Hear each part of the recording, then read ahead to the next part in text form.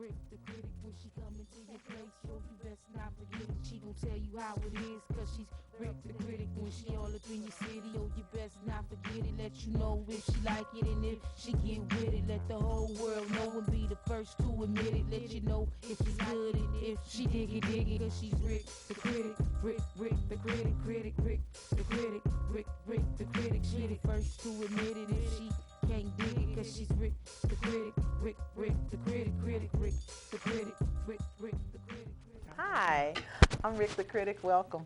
Listen, today we're all open, very informal hen party. And I say hen party, we're going to be talking about different topics. We're going to be talking about men, whatever we feel like talking about today. So today's open forum.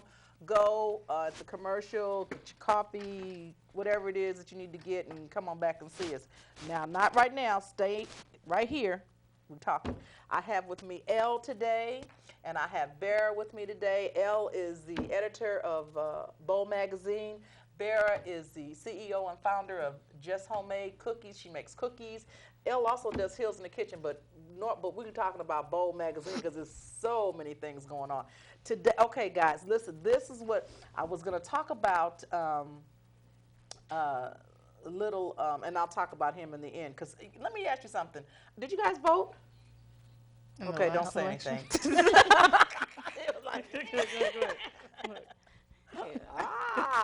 Okay. But I asked that because we have an important election coming up, and I don't know about you guys, but I was thinking about I saw in Crisis Magazine, which is the magazine that NAACP publishes, about little Travion, and I'm thinking, okay, and no, I'm not being unsympathetic, but they've been killing little black boys for years. You know what I'm saying? And I'm just like, I'm thinking, okay, so what makes us any different than the other little young black boys that have been murdered?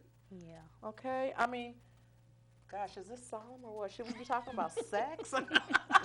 My thing with the situation is what you said is very true, and I always think to myself, how can we as black people make that better, since we seem to be the target of how, if we wear a hood or we're sagging, you know, we're a thug or a gangbanger. So wouldn't you want to change the way you look? Okay. Do you always have to wear a hood? Do you always have to wear baggy clothes? You know, this is in life. What the first time when they see you, what you're wearing, you know? So if you're here with baggy clothes, automatically, it doesn't matter your race. You're a gangbanger or a thug or something. Same with women. You go walking the streets with hardly anything on in heels. I mean, what are they going to think? I'm, Okay. Figueroa, So do you think that that because of what he was wearing, do you think that's why he was singled out? Or do you just think he was just single? I mean, I kind of followed it a little bit, but it seemed the consensus to me was that because of what he was wearing, it was very threatening. Was that that's what I kind of felt the like? media pushed out there, Right. And none of us was there, so Right. what can we say? But if in fact that was, then I think we should think about changing things in our life and how we dress. Okay, so do you think, Vera, that, because you have a son, Yes. and big he son. wears hoodies. He's a big guy too. And he's a big guy. Yes, he is. He's He's a big guy. 12-year-old. He's 12, but he's a big guy.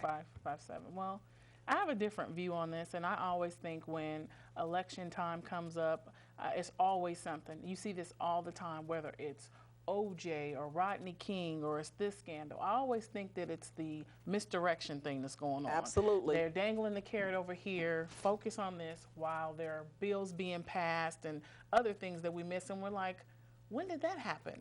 So it's unfortunate. It's a bad thing. We have people in other countries that are starving every day. It's a part of life, you know what I mean? Because I have kids, the Lion King, it's a circle of life. It's unfortunate that it was a tragic death, and for whatever reason, we'll never know. Was it the hood? Was it the color of his skin? You know, did he say something that the guy felt or found threatening, or did he look or appear to, you know, have a threatening gesture? I find myself, and I get into this all the time with my friends. It's like, I don't get into the conversation or the topic of it. The bottom line is, why are we so focused on this right now? Why is this like on every channel? Why is everybody talking about this? And it was, I mean, it's ridiculous. I think I saw, I can't remember who did the interview, but it was, I kind of like knew what was coming. There was the interview, the person was interviewing the mother, and I think it was his brother or somebody, and they said, and this was so far-fetched, tell us about him. What were some of the foods that he liked? Oh, God. And ridiculous. I kept thinking in my head, I said, this is funny. I just know, in my head I thought, okay, stereotypically, please don't say stay away from 2 foods, because again, chicken, it just gets chicken and watermelon. And the mother she went right for it. She said he loved fried chicken and French fries and sodas, and I just thought, this is only going to incite anger.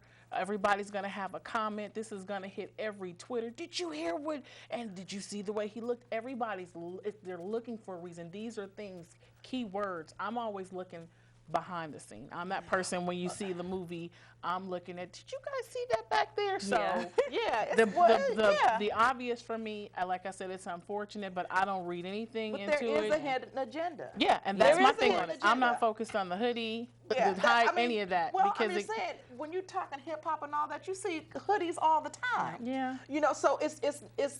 I don't think it's so much as a hoodie. I think that now my thought was maybe they're focused on it because of Obama's re-election. I thought that maybe, but I also know that at midnight that they can pass laws at midnight. You know. Without you even having any knowledge of it. So I know that there is a hit. It's always a hidden agenda. Always, and like you said, misdirection. It's always, while we've all focused on this, something else is going on. So I said that yesterday, on the news, I saw where the police officer's mother was killed. Did you see that on the news? I don't watch them. The news is so saturated nowadays. Yeah, I mean, you're going to hear about it even if you don't watch it. Somebody's Somebody's going to to tell you. Facebook, Somebody's going to say something, so well, you'll find out. They had his back to it, and I was thinking to myself, I said, wow, the gangbangers on 39th, I mean, it's going to be probably really crazy, because he was a police officer and his mother got killed in that neighborhood.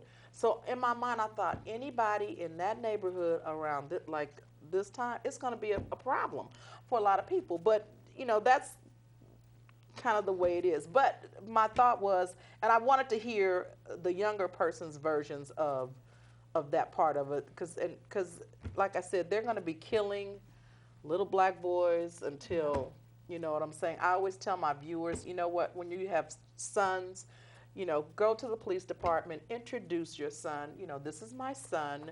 You will see him in the neighborhood. He's an excellent student, da da da da da. I want all you guys to know, because I don't want you, you know, pulling him off the streets because you don't know who he is. And, you know, even with my grandson, you know, we went down to the sheriff's department, like we had a fire here a couple years ago. And my grandchildren, you know, it's like, come on, guys, you know, we had this big basket of muffins and we had cold water. And we went to the police officers and the firemen and we gave out stuff. You know what I'm saying? I want them to know my grandchildren. When my grandson comes to visit me, he's a big boy. He's, you know, he's only 12, but he's taller than me. I don't want them to see him on the street and it's because, ooh, we don't know that kid, and snatch him off the street. I don't want that. So for me, it's important to let them know, this is my grandson, this is what's going on here. You know, you don't have any reason to pick. When you see him, you know who he is.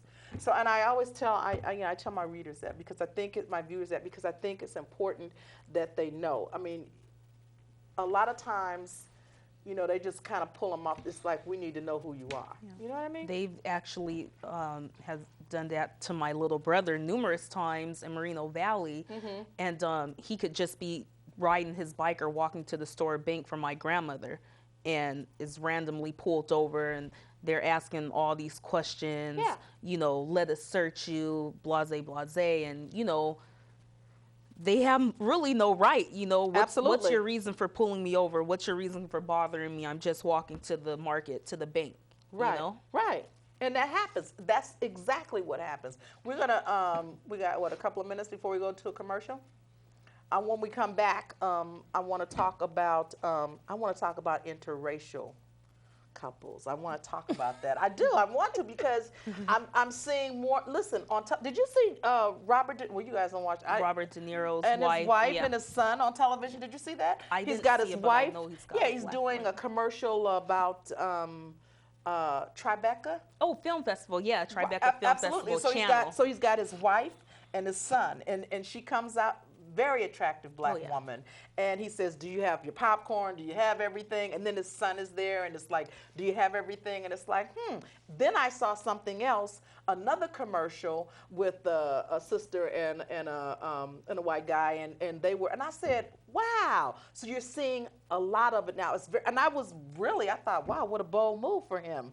You know what I'm saying? So I was really excited about that. We're going to a station break right now. Get your popcorn, go to the bathroom, get your drinks, get it, whatever you need. Come back. We're going to talk about interracial couples, okay?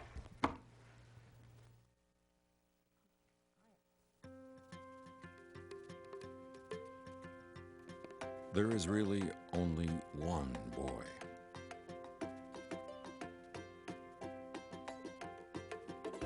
One girl.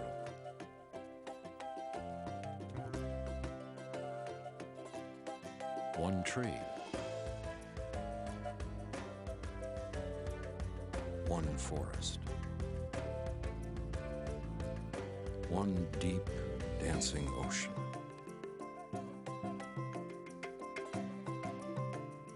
One mountain calling. One handful of sand through our fingers. One endless sky overhead. And one simple way to care for it all.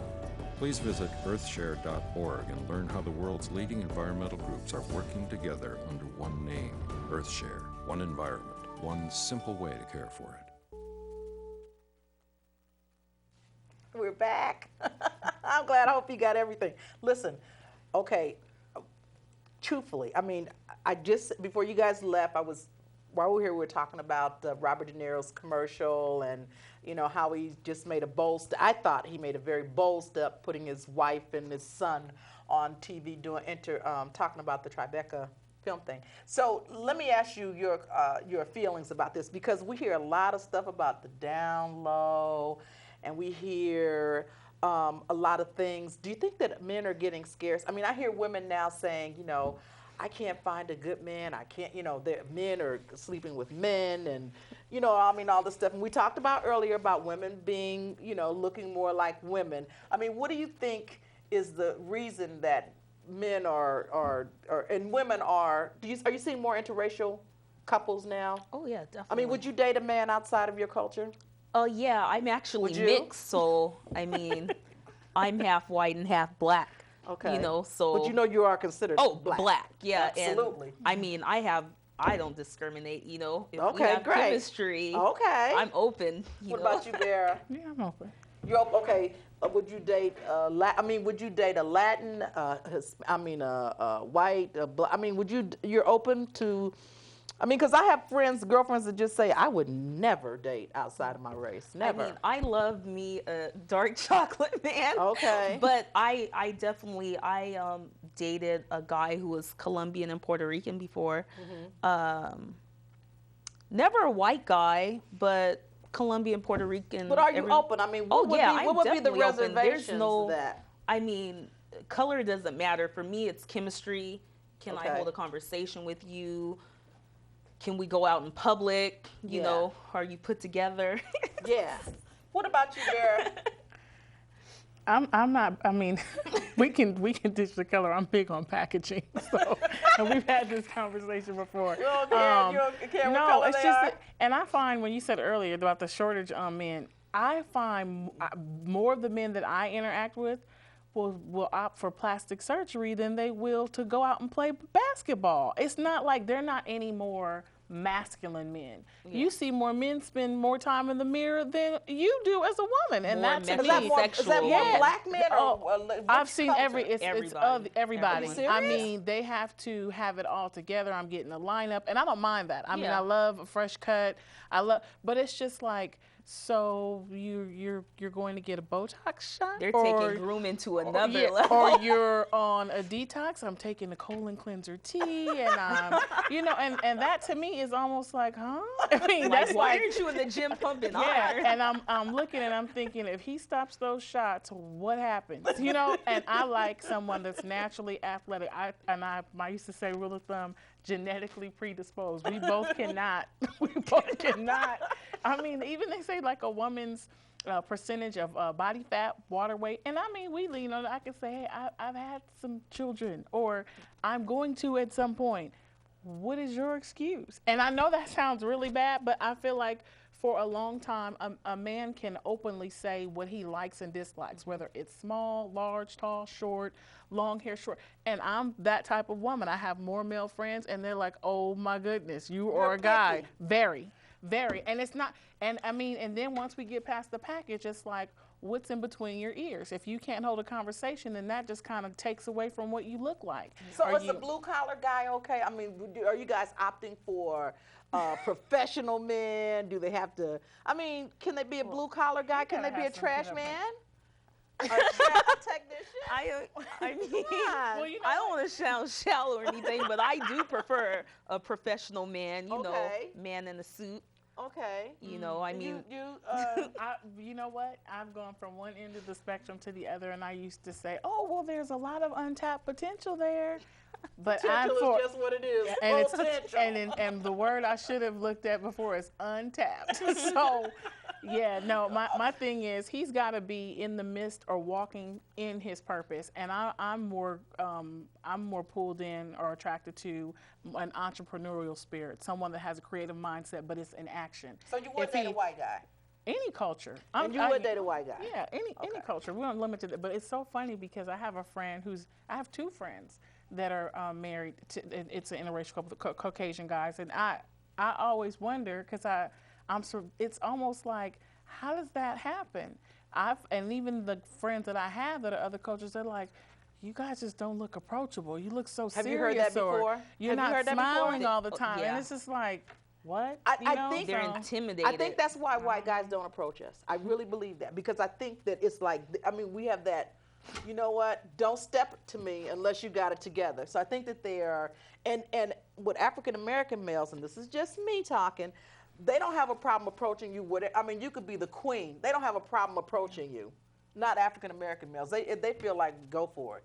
You know what I'm saying? I and for noticed whatever reason. when I was living in Atlanta, and I don't know, maybe it was me, but my friends kind of caught on as well that the guys who were kind of not really having much going for themselves, they will approach a woman no matter who you are, Right. with no problem. Whereas the other guys are like intimidated by you. They can be the most successful person, Right. and they're intimidated by you and afraid to approach you.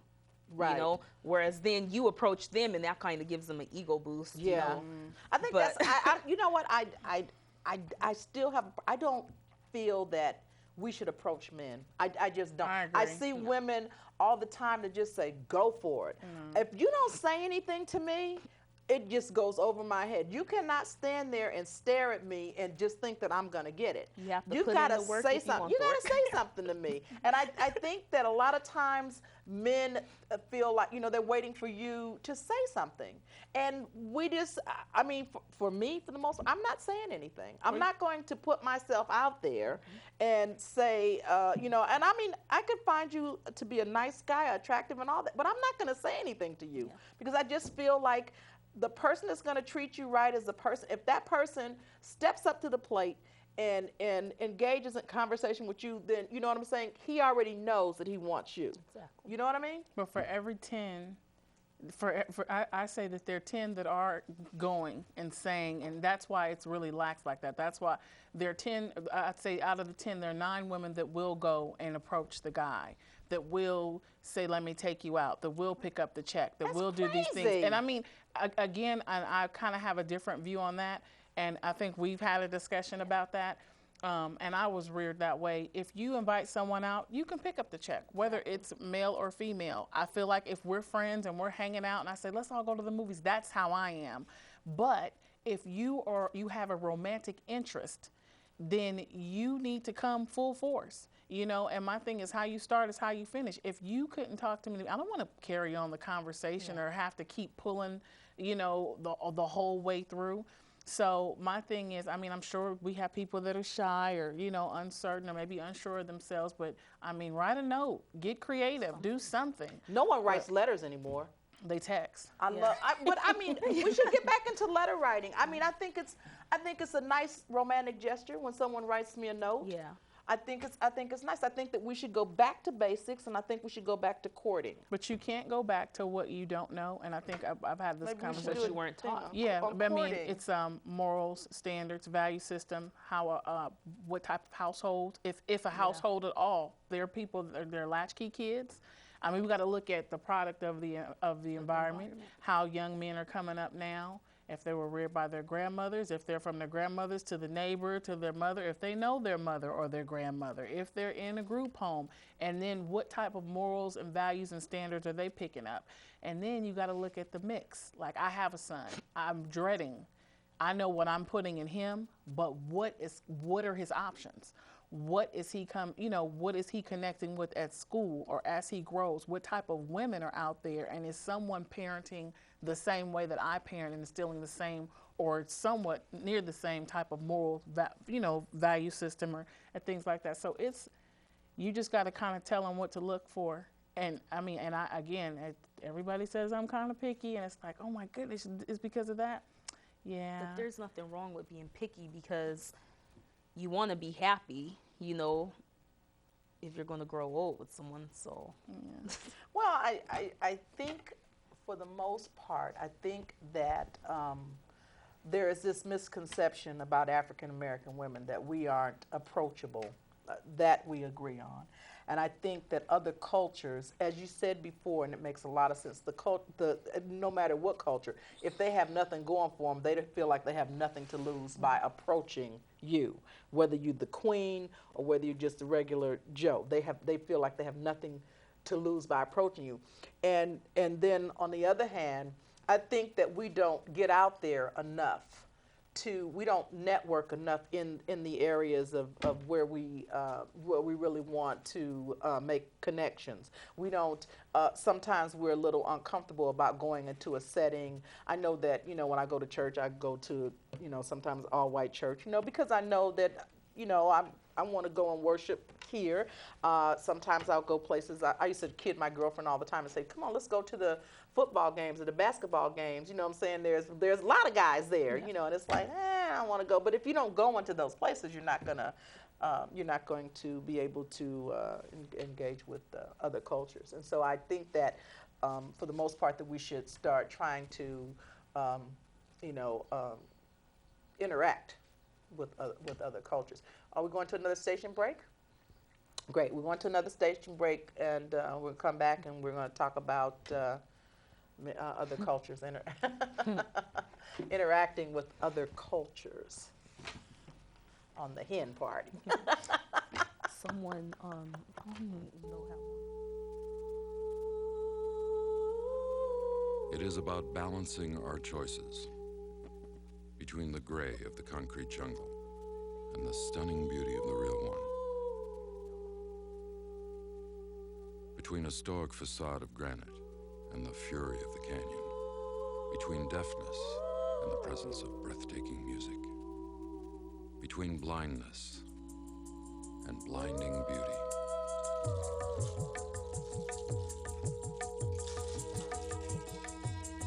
It's why there's EarthShare, the simple way to find balance. EarthShare is the workplace giving program bringing the leading environmental groups under one umbrella. Support EarthShare, support them all. EarthShare. Please ask your employer about workplace giving. To learn more, please visit our website. Okay, we're back. And while we were going on station break, Bear was talking about skinny jeans. I can't do it. And wait, and Elle, she said a guy wouldn't date, he didn't want to approach her because he thought she was high maintenance. And that's a misconception. Yeah. just because we want to look good does not mean that we're not approachable. But why does he need to know how much what you My have on shoes costs? or my outfit cost. But you feel like you got to pay for it? Well, Obviously, I crazy. paid for it myself. It was on my back. Yeah, absolutely. What we were What's even your saying problem on with the break. skinny jeans? You know what? I mean, It's okay to be a little tight fitted, but Well, when no, they get to skinny where I you can know what? see when it's like you're wearing leggings, no, when it's tight it to gets the a problem. tight to the ankle, it just takes away again that whole masculine thing. I don't want that. I don't want you to The be. skinny It's almost jeans like are a turn off. well, just put on the heels and, They're and in a the shirt. Fame musical. Yeah, I'm good. I don't want it Leroy from Fame or any of it. But what she was saying earlier about the person that had the misconception like what you had on, I'm actually implementing this now. But it's almost like, well, be who you want to date. Not only when you put out a type of energy, you kind of draw that law of attraction, you draw that to you. But how can you expect someone to treat you a certain way or do certain things for you that you're not even willing to do for yourself? Exactly. And I think that men should look at that too. If she's not taking care of her feet and all that stuff, and you do, you might want to keep going. And I would tell my son that. So you need to, if you meet her and she's handling her business, 9 times out of 10, the beat goes on whether you're taking care of it or not. You know what I mean? And you're just adding to it. So you guys are both assets to each other. I think we should plan a trip. I think we should plan a trip and go to other countries and just, you know what I'm saying, and just meet other people. I really think we should do that. Because it sounds like it's not happening around here, huh?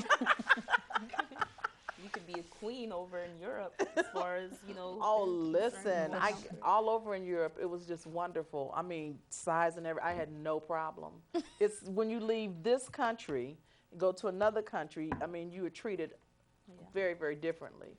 And you're very well respected. You know what I'm saying? It has nothing to do with color. In fact, the blue eyes and the blonde hair over in England, I saw dark women and big women, and they were just loving them. I mean, they were all on them. I mean, so good external in the States, yes. you know? Yeah, very much so. Yeah. And it's a terrible misconception. I mean, because here it's all this crazy stuff, and once we step out off the airplane, it's a totally different thing. So, some closing words. So you would date outside of your culture. You would date outside of your culture. We would all date outside of our culture if they were professional.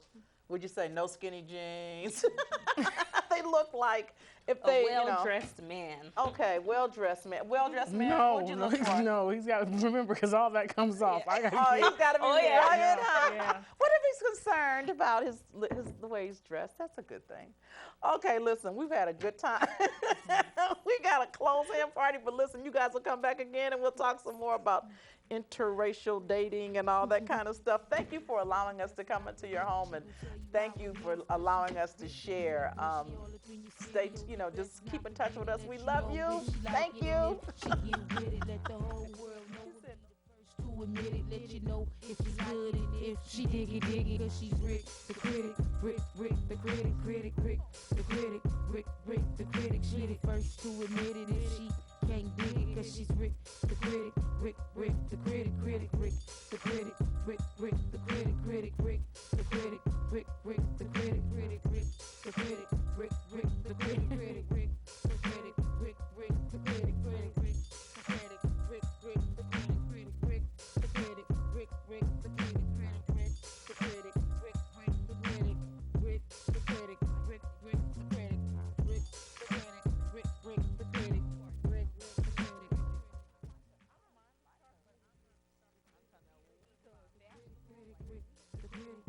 Rick the critic, when she come into your place, so you best not forget it. She gon' tell you how it is, cause she's Rick the critic. When she all up in your city, oh, you best not